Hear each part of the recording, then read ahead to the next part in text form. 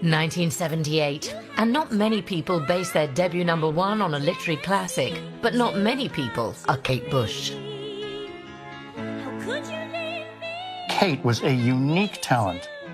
Artists didn't dare to do things like that. This was someone who had no fear. It's one of those songs that everybody knows. It's incredibly special, and it launched one of the great careers.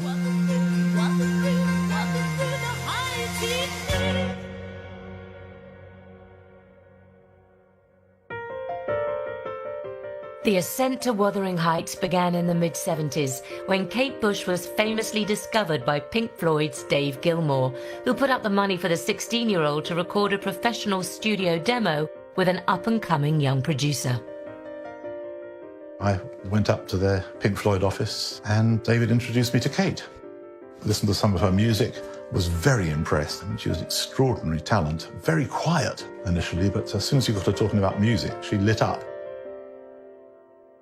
David played me several songs. The obvious standout one was Remember the Child in His Eyes.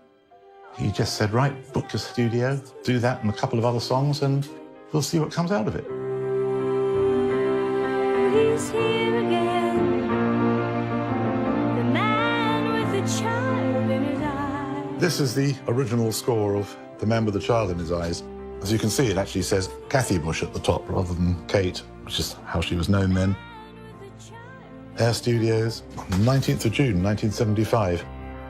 And I threw her into a studio, sitting at a piano, and she was brilliant. An excited Dave Gilmour took the tape straight to EMI executive Bob Mercer. David went into Bob's office, put the tape down on the desk and looked at him in the eye and said, here's this girl you're going to sign.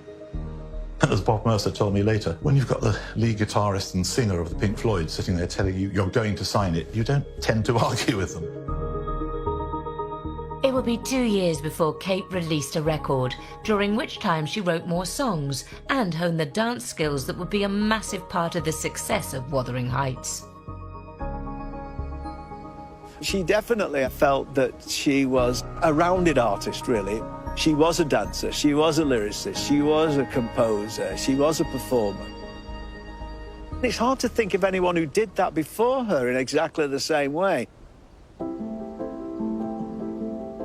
And Kate would draw on literature too, penning a song during those 2 preparatory years inspired by Emily Bronte's Gothic novel, written here in Haworth, West Yorkshire.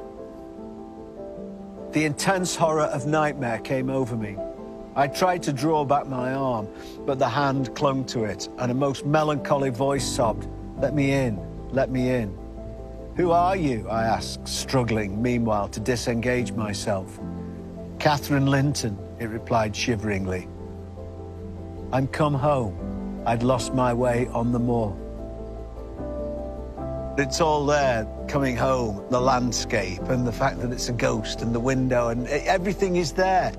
You could see why that would captivate and sort of set flight to the imagination of the young Kate.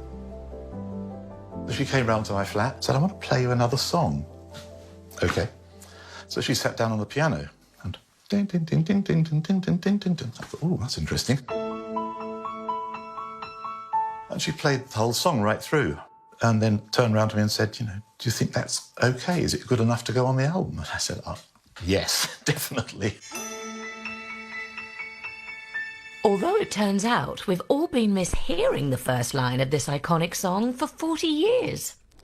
A lot of people think that it's out on the wild and windy moors, which would make perfect sense, but it's not. It's wily, windy moors. Out on the windy moors, we'd roll and fall in green. Why wily? You had a There is that sense that the mood of the moorland changes, that the moor has its own personality, and it chooses what side of itself it's going to show you.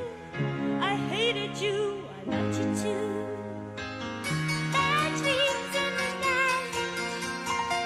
He told me I was going to lose the fight.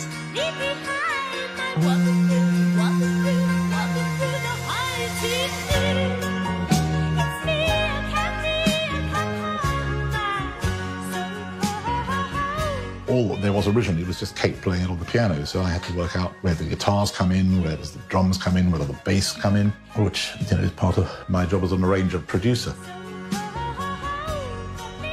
The strings actually come in at the beginning of verse 2. I wanted them to be there to support that verse. Right now, just when it's dark and lonely, the warmth of the strings almost contradicts that, but I quite like that idea.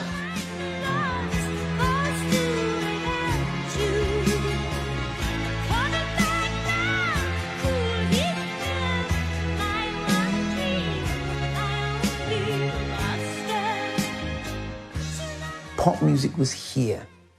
Kate Bush, she was way over here something. She was like way off in the distance. She was from a different galaxy.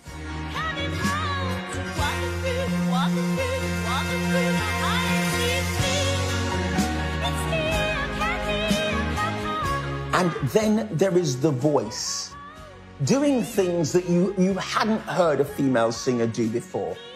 Not in pop music. She can sing very low alto parts and incredibly high off the top of the treble clef. At first it was like, is that how she sings? It was so high-pitched and it was so shrill. And we later found out that, yes, she did sing a bit like that, but she was exaggerating it to play the part of Kathy, this sort of banshee.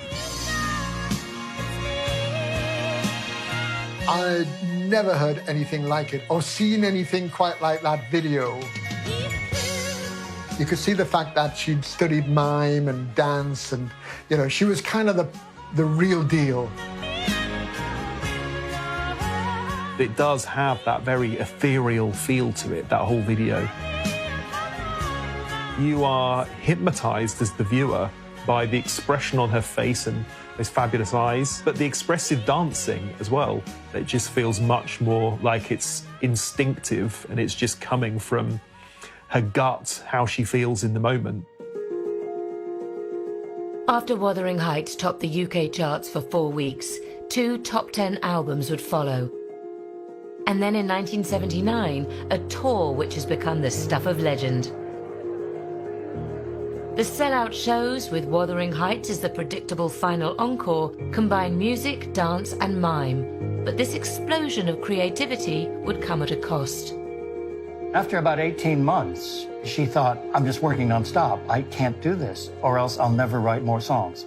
So hence she became what some people mistakenly thought was a reclusive figure. But actually, she preferred writing songs and making records. It doesn't hurt me. Do you wanna feel how it feels? The next 35 years saw 9 hit albums, but no further tours. Even interviews were rare, with DJ Mark Radcliffe being one of very few granted the privilege. I used to talk to her and say, are you ever going to do any more gigs? And she always said, I haven't ruled it out. But there was a point in time at which she'd been not ruling it out for a very long time. Kate's prolonged low profile saw fans fill in the gaps based on the persona she'd taken in her most famous hit all those years ago. She'd often been called a recluse, which is not true at all. She'd just lived a life out of the showbiz life. She did once say to her, you say, people think that I am this weird Gothic woman who lives in some kind of turreted castle and never goes anywhere. I just think she lived a life of being a mum and made a record when she felt like it. I think it was as simple as that. Then, out of the blue, in 2014, she returned to the stage with a 5-week residency at the Hammersmith Apollo. A notable absentee from the set list was her only #1 hit, Wuthering Heights. But 4 years later, she paid tribute to the woman who inspired her breakthrough hit in a permanent way up on the wily, windy Yorkshire moors. And here it is. Wow. When, as part of the bicentenary celebrations of Emily Bronte's birth, Kate wrote an inscription for this memorial stone. Actually, from a distance, it's quite hard to read it. You can't go back too far, or else we'd fall over a very steep hillock down into a rocky stream. But close up, I mean, it is very clear. She stands outside, a book in her hands. Her name is Kathy. I cannot reach this window. Open it, I pray. But this window is a door to a lonely world that longs to play. Ah, Emily, come in and stay. And I think it's an amazing thing. It's an amazing thing to see. For Kate Bush to have launched her career being so inspired by Wuthering Heights, and for her to put these words here in Bronte country, which are going to stay here forever. So they're forever entwined, and forever there will be her sort of note of thanks and inspiration to Emily. I think it's the perfect end to the story, in a way.